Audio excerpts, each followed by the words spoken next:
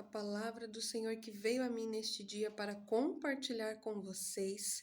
Então, se você já está assistindo este vídeo, compartilha com outras pessoas para que outras pessoas ouçam também aquilo que o Senhor está falando neste dia, através da minha vida, através desse vídeo do qual eu já estou compartilhando com vocês. E a palavra do Senhor que veio até mim neste dia não é uma palavra, hoje não é uma palavra de consolo, mas o Senhor, ele me falou assim sobre o povo de Deus, sobre os filhos de Deus, sobre os membros do corpo de Cristo. E aí o Senhor falou exatamente assim: o meu povo ainda não está recebendo porque pede mal. E a palavra do Senhor diz isso na Bíblia, né? O meu povo não recebe porque não sabe pedir. Os meus não recebem porque não sabem pedir. Deus, ele fala isso. Peçam tudo que façam, façam em espírito. Peçam em espírito. Façam em espírito, sem dar lugar à carne.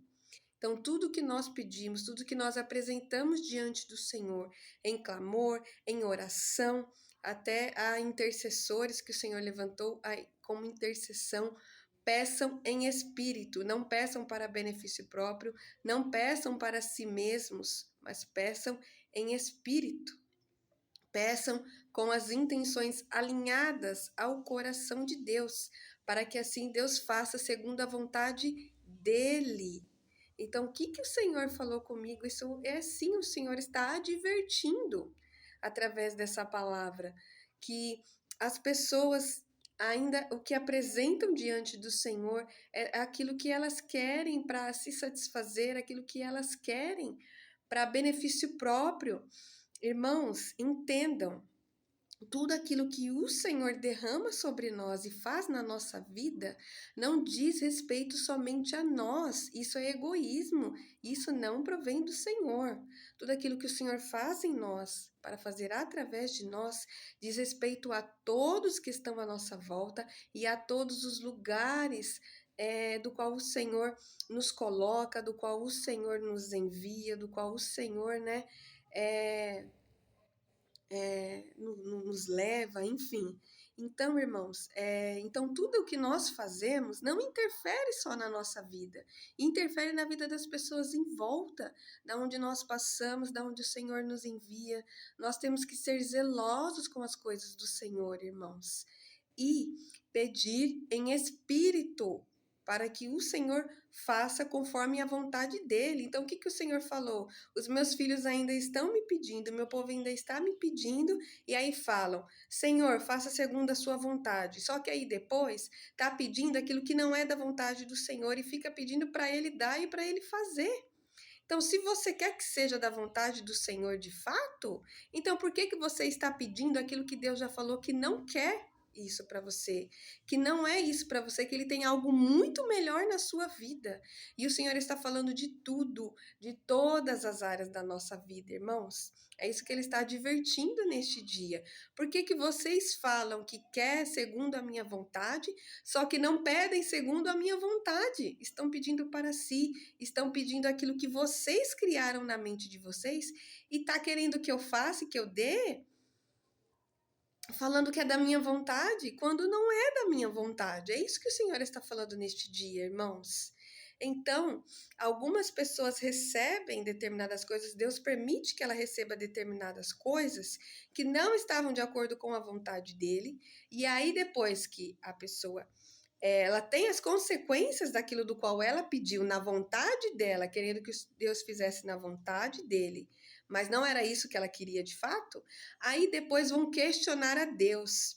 Algumas pessoas até estão falando que Deus não está com elas, que Deus não está as ouvindo. Irmãos, exatamente quando os filisteus ganharam a batalha contra os israelitas e eles conseguiram roubar a Arca da Aliança e o povo de Deus ficou sem a Arca da Aliança, o que eles fizeram?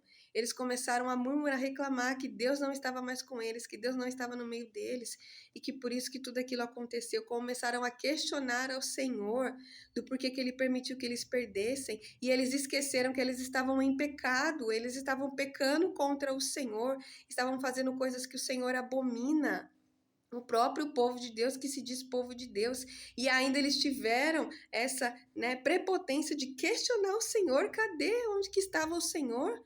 Que permitiu que até a arca da aliança fosse roubada. E aí, depois de não bastar reclamarem de tudo isso, murmurarem, alguns já estavam servindo a Baal, já tinham levantado altares a outros deuses, a demônios, e ainda estavam questionando Deus, aonde que estava Deus? Mediante a tudo aquilo que estava acontecendo, que Deus permitiu que acontecesse.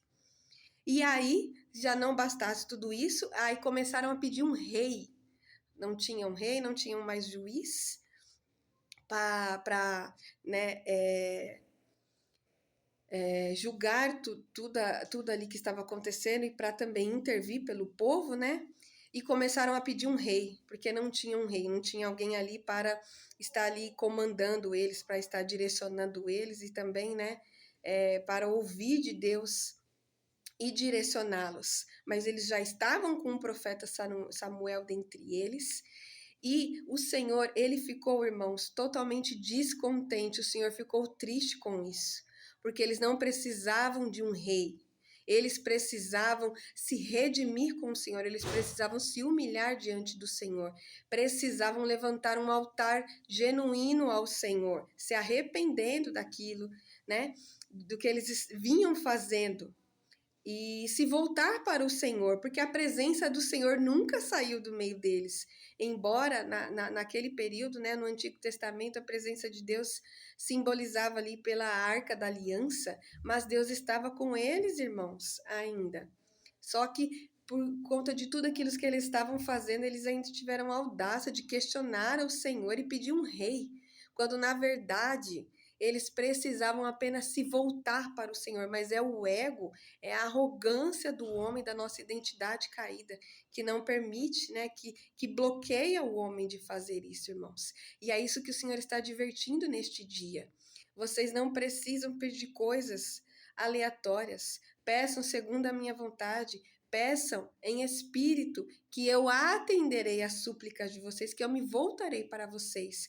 Tudo aquilo que o Senhor tem, irmãos, para nós. Nem os nossos pensamentos podem pensar. Tudo aquilo que o Senhor tem para nós é muito maior e é muito mais alto do que o que a gente um dia sonhou, irmãos. Então, nós confiarmos no Senhor plenamente é o mínimo, irmãos, que nós podemos fazer. Ele é Deus, Ele é o soberano, Ele é o todo-poderoso que faz tudo e todas as coisas. Ele é o nosso Criador, e quem além dele sabe o que é melhor para nós? Nem nós mesmos sabemos, irmãos, nós não sabemos. Ele sim sabe. Então, o que vocês precisam é simplesmente se voltar para Ele e deixar que ele faça de fato segundo a vontade dele, irmãos. Porque a vontade dele é boa, perfeita e agradável. E ela não gera um dano. Sabe por que não gera dano? Não é que coisas não vão acontecer conosco, não é que ele não vai permitir que determinadas coisas aconteçam, não. É porque ainda assim, apesar de qualquer coisa, ele está conosco, nós temos essa garantia. E tudo coopera para o bem daqueles que verdadeiramente amam ao Senhor. Então, se tudo coopera para o bem, não há mal que prospere, não há mal que consiga operar naqueles que verdadeiramente estão em Cristo Jesus. Que você receba essa palavra em amor, irmãos. E entenda, o reino de Deus, irmãos, o reino de Deus, irmãos, não se compara nada com as coisas aqui da terra, irmãos. Se volte para as coisas do alto, se incline para as coisas do alto. Olhe para Jesus. Peça segundo a vontade dele e em espírito, que o Senhor terá satisfação e alegria em conceder, e alegria em dar e em fazer, irmãos. Essa é a palavra que o Senhor está falando neste dia.